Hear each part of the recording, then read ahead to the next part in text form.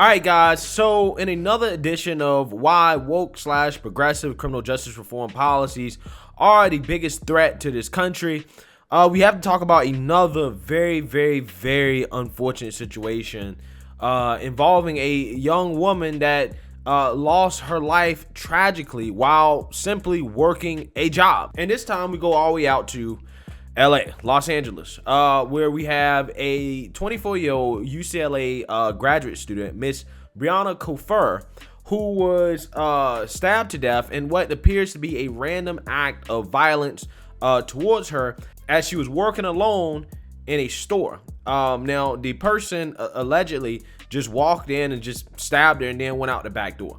So, with that being said, I want you guys to watch this news clip of what happened, and then we'll go from there. Take a look. Suspect search is on tonight after a woman was killed while working at a high-end furniture store. Well, now an investigation is underway into the assault turned murder in Hancock Park. It happened at the Croft store on North La Brea Avenue. And that's where KCAL 9's Rick Montanez is live for us with the latest. Hey, Rick. Hey, tonight investigators identify the victim as 24-year-old Brianna Kupfer. They say she was working down there at the store you see. That is the Croft House, where those LAPD officers are still standing guard right now. Investigators say she was working alone in that shop when the man went in, attacked, and killed her.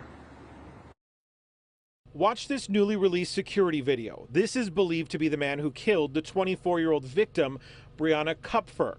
Police say she was alone at work inside Croft House, a boutique furniture shop on La Brea Avenue near Beverly Boulevard. There was no one else inside the store, and she was discovered by another customer that came in after the fact. LAPD says she was discovered around 2 Thursday afternoon. Police say the man who killed her walked out the back door through the alley toward Oakwood and La Brea. We don't know what caused the attack or what the motivation was yet. Investigators are not sure at this point whether Kupfer knew the man who killed her. People who live, work, and worship nearby are angry over the fatal attack. Many shared their frustrations over the crime, but did not want to be interviewed. Police are urging them to be on alert. Report any suspicious activity around their businesses in this area, and to remain vigilant. As you saw, we have a mounted unit working, our officers on horses, where officers are patrolling. The vicious attack happened just a few blocks south of the Melrose corridor, where last month there was a series of armed robberies. LAPD says until now, there wasn't much violence along this stretch of La Brea. We have not had any violent crime occurring in this corridor as far as anybody being attacked or any of that. A young woman attacked and killed on the job. Now police work to figure out why and catch the man who did it. Investigators also tell me they've collected security video from inside the shop. They're urging anyone with information about what happened out here to call LAPD immediately. Live in Hancock Park tonight, Rick Montanez, KCAL 9 News. All right, guys. So as you can see, that obviously very, very, very tragic situation. I mean, it's one of those things where it's just like, could you imagine just, getting up, going to work, right? And, having a random act of violence happen like that to you. I mean, I'm pretty sure she did not, expect to wake up that day and be stabbed to death. Okay. And again, these are stories that you hear all too often in these super liberal cities with these soft on crime politicians who are letting criminals out in the streets, right? That, aren't really prosecuting these cases, aren't doing their jobs, right? And I guarantee you the person that committed this horrible crime probably has a long rap sheet of crimes that they have committed. Now, the father of Miss Brianna Kupfer is actually speaking out, and he's also blaming the politicians for their soft on crime policies and caring about the lowest rungs of our society over the masses who actually are doing some good. Take a look. And Todd, I know you wanted to come on to honor her memory. Yes. And I know you didn't want to be political, but you have blamed some politicians. I'm not blaming anybody by name. I blame what's endemic in our society right now is that everybody seems to be oriented on giving back rights and bestowing favor on people that rob others of their rights. We should be celebrating the good in people and trying to recognize that that's the job they have, is to try to elevate that, to make communities better, to make people care more, to not tear down communities by exposing them to people that are falling out the bottom, that really don't care about the other human beings and just think they can do whatever they like in our society. And they are doing it more and more in every community. And we're just seeing a terrible outfall from it. It's just horrific. I don't know if it's the politicians themselves, but we don't elect them because we think they're great. We elect them because we think they can do great things. And it shouldn't be about them. They should want to be in that role because they want to serve a community. And the community needs love and support. People need to understand what should motivate them in their daily life. And it's all being lost. All we're doing is trying to divide people and get angry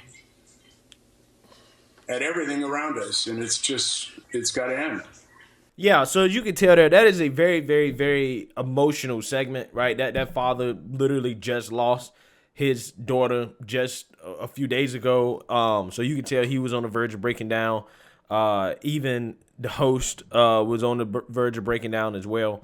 But, what the father's saying here is right. We have policies that are, being pushed to help those who are taking the rights away from others, right? And that's the problem. Okay, we care about the lowest rungs of our society more than we care about law-abiding citizens, right? That's the problem. And what he's describing, without actually really saying it out loud, is woke, progressive criminal justice reform policies. And look how it's affected a city like LA. In LA, crime is up all across the board. Violent crime is up, homicides are up, property crime is up, robberies are up, thefts are up, everything is up. Basically, everything is up across the board. Okay? And again, the reason why is because of these soft on crime, progressive politicians. Okay. One more story that I want to talk about here is how these progressive policies are not just impacting people locally, but also on a national scale as well, even if the problem in and of itself is localized, as LA has experienced a ton of train robberies in which people are basically robbing trains and taking packages out of the train, Amazon packages, and stealing them, right? Just like it's the old Wild Wild West or something like that, right? The old train robbers, right? From like Red Dead Redemption or something, okay? So without further ado, I want you guys to watch a video clip about this as well. Take a look. Packages piled up undelivered. How did thousands of them end up along the train tracks near Union Station?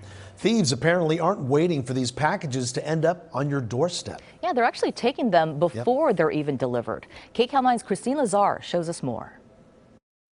It's like a scene out of a disaster movie. Thousands of boxes littering the Union Pacific train tracks in downtown LA. But unlike in Hollywood, these aren't props. They're packages belonging to people from all over the country, from retailers like Amazon and REI. Thieves have been raiding the cargo containers on the trains that stop here to unload for months, leaving behind shredded boxes and things they don't want, like these home COVID tests. Sources tell me the locks Union Pacific uses are easy to cut, and LAPD says it won't respond to reports of a train robbery unless Union Pacific asks them for help, which LAPD tells us is rare. When we were out, we saw someone running off with a container used to hold smaller packages. We also saw an officer with Union Pacific chase after two other people who appeared to be rifling through packages. And this is video of USC campus police arresting one of the suspected thieves last month. In his car, an officer tells us this bag filled with lifted goods from the train tracks. A source tells me that these tracks right here were cleaned up just about 30 days ago. And already, as you can see, there are thousands of boxes littering these tracks In other words, this is a very big problem. This is video of Union Pacific crews cleaning up back on December 11th. Around the same time, someone snapped this photo of boxes spilling out of the back of the train. We found this package and entered the UPS tracking information. It shows it's in transit and will arrive today. Did you send something back to Amazon recently? Yeah. I mean, I sent several stuff back. We also found an Amazon package with a woman in Washington's name and phone number on it. We called her and texted her a photo of her package. So there was something you sent back, but you just had no idea that it never made it to its intended destination. I don't even know what would be in that box. I buy so much from Amazon and send so much stuff back that I wouldn't even know what it was. In a statement, Union Pacific Railroad said these rail crimes pose a serious safety threat to the public, our employees, and local law enforcement officers. We've increased the number of Union Pacific special agents on patrol, and we have utilized and explored additional technologies to help us combat this criminal activity. But local law enforcement who work around these tracks tell me they don't see thieves shipping off anytime soon. In downtown LA, Christine Lazar, KCAL 9 News. Yeah, so you see that, right? That is absolutely unbelievable. Okay, crime is so bad in LA that people are robbing trains, okay, and leaving a mess everywhere. Those images that you see are absolutely ridiculous. Okay, but like I said, I'm not surprised because when I went to LA was a dirty place, right? It was an ish hole. Okay, that, in my opinion, is kind of what LA is. Okay, the politicians have let it get that out of control. It's a very, very, very dirty city. But I do find it hilarious that these people that rob these trains, they didn't want the COVID-19 test, right? They didn't want to test themselves, right? I found that to be hilarious. But the question is, because this is not just a localized problem, this problem actually now affects people on a national level because these are people that are stealing people's packages, okay, that go all across the country.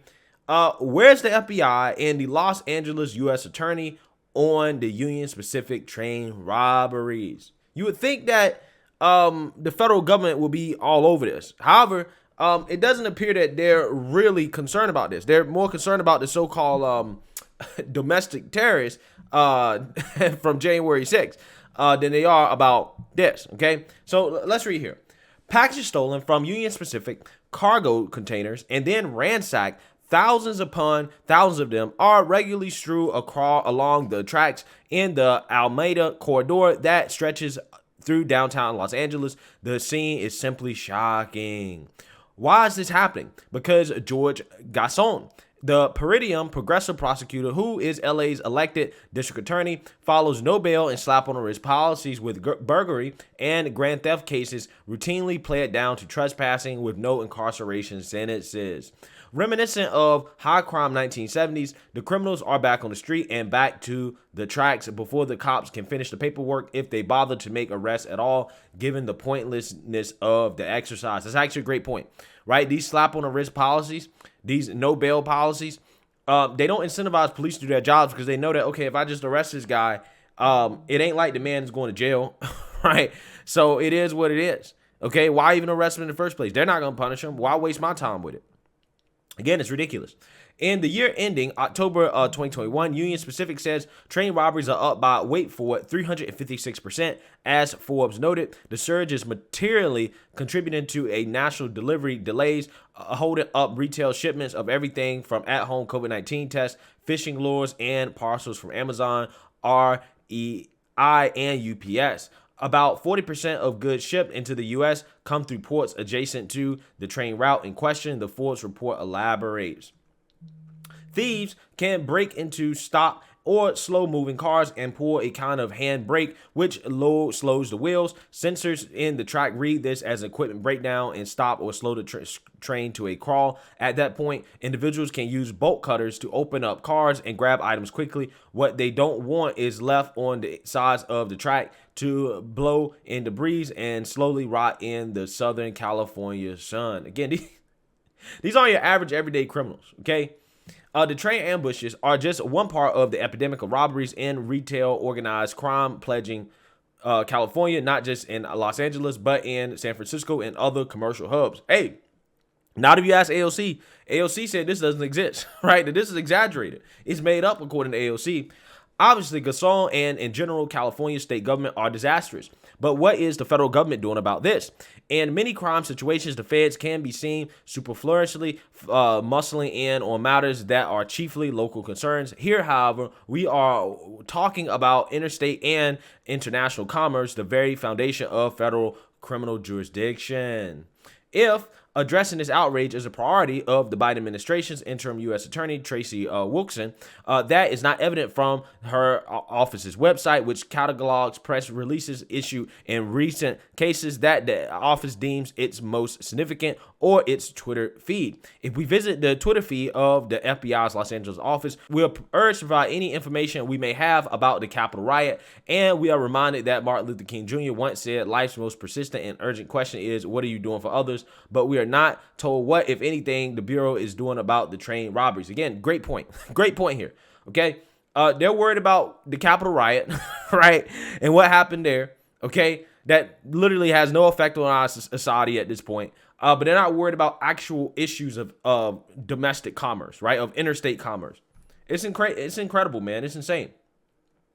I certainly hope that the feds are staying mum because they are building big cases and need to maintain investigative secrecy. There are a number of federal penal statutes that apply to stolen property schemes. One would think that if the Justice Department can invoke such statutes when a diary belonging to the president's daughter goes missing, then those laws might get a workout in a genuine stolen property crisis. The people of Los Angeles elected Gasol, so it's fair enough to observe that they are getting the kind of law enforcement they voted for, but the train robberies are a national problem that has ramifications throughout the economy, and the country is now having them at a time of rising inflation and empty store shares. It is for such challenges that we have federal law enforcement. The feds do not need state or municipal permission to act. They can move on their own initiative, and in contradiction of the woke prosecutors' a non-enforcement approach, the Biden administration owes the public an explanation on what is it he is doing to end this dangerous and embarrassing siege. He actually really does.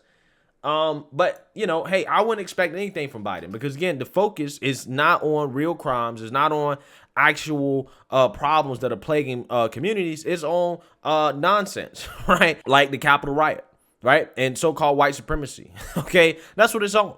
That's what it's on. But hey, you know, like this article stated, this is what LA voted for. The problem is that now that these buffoons and their stupid voting habits, it has now affected people nationally due to the fact that the supply chain is literally getting robbed by criminals, right? They've now took over the supply chain. It's kind of crazy, man. It is absolutely nuts. But let me know what you guys think. Make sure you like, comment, and subscribe. Most importantly, share a Black conservative perspective. Peace.